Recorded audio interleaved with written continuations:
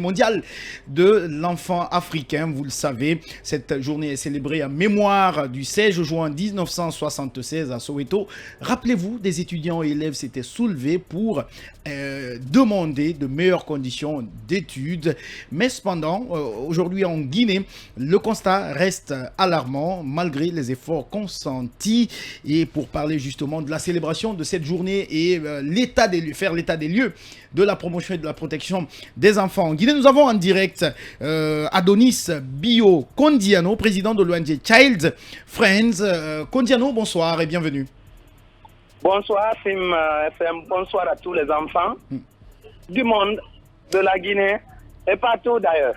Bienvenue sur Film FM. Alors, forcément, cette question qui revient sur toutes les lèvres, on célèbre ce 16 juin la journée mondiale de l'enfant africain. Cependant, quel est l'état des lieux qu'on peut faire de la situation des enfants en Guinée?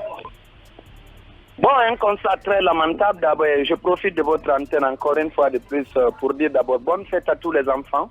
Et d'ailleurs, vous avez planté le décor. Vous savez combien de fois la journée d'aujourd'hui, nous fêtons d'ailleurs le 46e anniversaire de ce massacre de Soweto.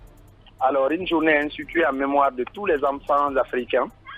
Mais le constat guinéen reste un constat très très lamentable par rapport à la situation de vie des enfants. Et vous restez sans savoir avec les cas de viol, avec les cas de mariage précoce, et tant d'autres violences et exactions à l'encontre des enfants.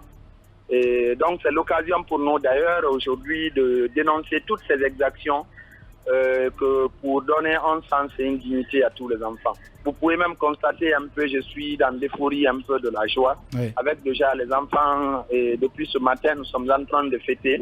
L'occasion toujours aussi pour attirer l'attention de nos pouvoirs publics, les parents et les enfants eux-mêmes, pour qu'ensemble, chacun puisse jouer sa partition.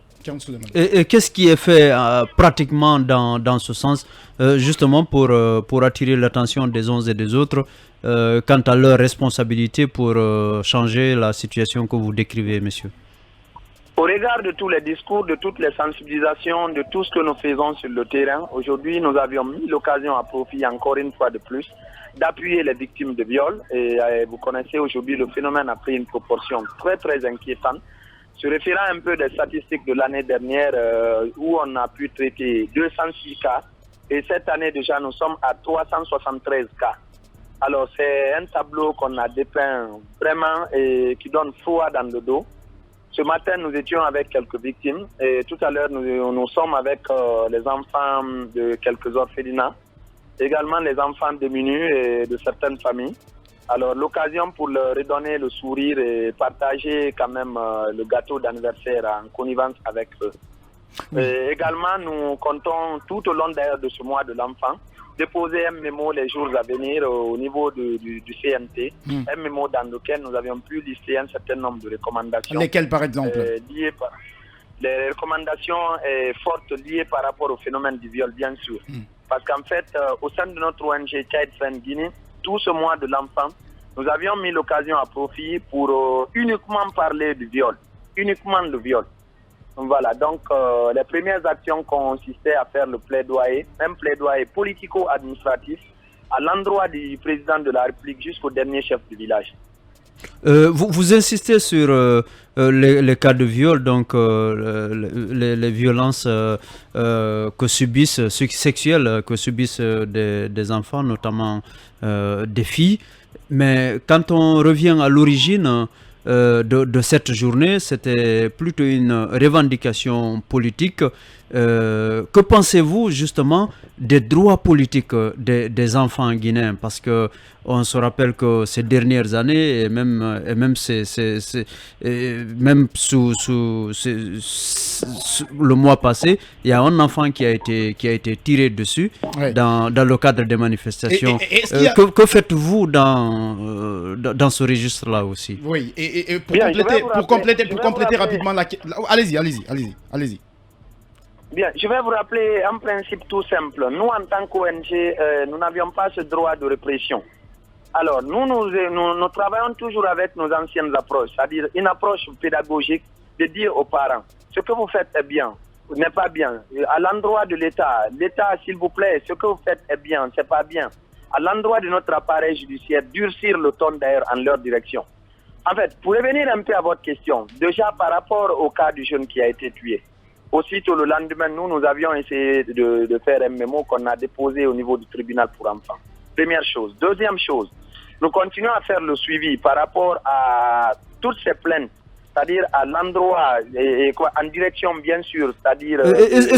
Excusez-moi, monsieur Kondiano, quand vous avez... Est-ce que vous pouvez nous révéler un peu le contenu de ce mémo? Parce que il faut rappeler que Thierno Mamadou, comme il s'agit de lui, ne peut plus être considéré comme un enfant, en tout cas eu égard à l'âge qui lui a été attribué. 19 ans. Il avait 19 ans, il n'était plus un enfant. Il n'était plus un enfant d'ailleurs comme vous le connaissez parce que le code de l'enfant définit un enfant comme tout être âgé de 0 à 18 ans. C'est un peu le contexte, nous, qui nous a fait mal, se référant un peu, c'est-à-dire du cursus. Parce que du moment que c'est un enfant qui devrait passer le BEPC, alors on s'est dit que bien qu'il ait dépassé déjà la tranche d'âge de 18 ans, mais c'est bien aussi toujours de le remettre un peu dans la fourchette d'un garçon, c'est-à-dire qui meurt à l'âge de la fleur.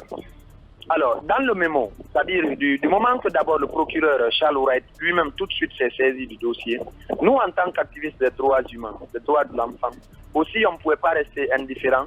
Et du moment que, c'est pas un premier cas, il y a beaucoup d'enfants souvent qui sont tués dans les manifestations, nous nous sommes dit, alors c'est aussi notre occasion toujours de nous faire entendre pour que plus jamais de tels actes ne se produisent plus dans notre pays. Oui, et surtout, et d'ailleurs, oui.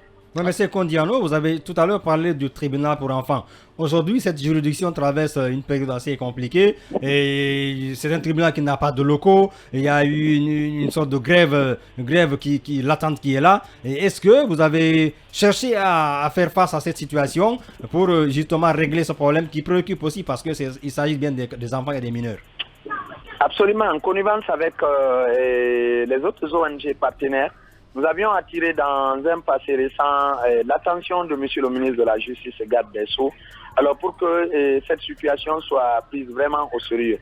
Et il nous a fait comprendre que de sérieuses dispositions sont en train d'être envisagées du haut niveau de l'échelle jusqu'au bas.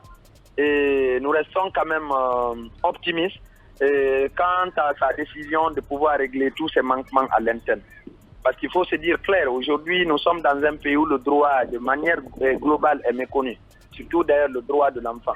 Alors donc nous continuerons toujours en direction de ces gens-là, parce que bien entendu en tant qu'ONG d'ailleurs, nous ne tentons qu'accompagner l'État dans son rôle le régalien. Du moment que l'État parfois fait moins, c'est pourquoi nous mettons vraiment à pied d'eux pour dénoncer vraiment toutes ces violations, pour que et les parents, comme je le disais à l'entame, l'État lui-même et les enfants, c'est-à-dire que la problématique des droits de l'enfant soit vraiment une évidence. Voilà, un mot rapidement sur le code de l'enfant guinéen, considéré par certains observateurs comme étant caduque au regard des réalités actuelles.